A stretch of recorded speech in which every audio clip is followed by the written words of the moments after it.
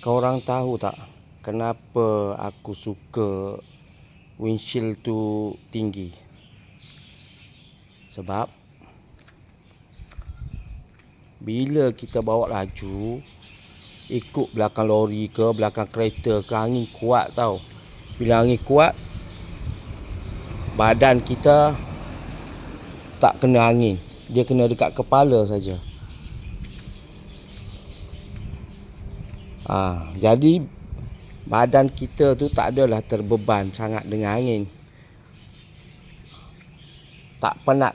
Badan jadi tak penat. Kalau jalan jauh, windshield tu tinggi, badan tak penat. Lebih selesa. Kadang bawa dengan kelajuan 1.3, 1.4 kan. Boleh tengok kawan sebelah lagi.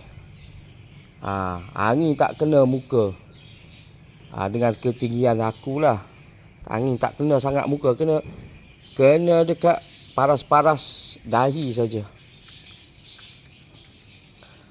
Itu kelebihan cermin kalau kita naikkan. Aku kalau jalan jauh atas highway, aku suka tinggikan cermin. Tapi motor ni bila kita naikkan cermin, dia nampak semak tau. Dia berbeza dengan motor Zontes 368G ke ADV ke. Bila naik cermin dia jadi tegak. Kan? Pasal tak?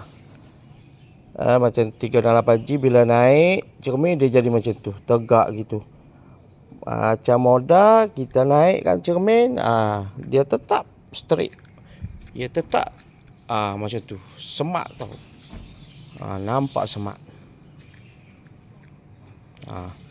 Korang cubalah tinggi cermin. Yang mana dah pakai motor Moda ni, cuba naikkan windshield tu. Kita panggil windshield kan. Naikkan windshield dan bawa atas highway dengan kelajuan 1, 2. Terasa relax.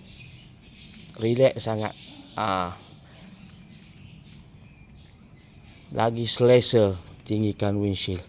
Nak selit antara kereta dengan kereta, angin tak terasa. Okey, itu saja perkongsian saya hari ini.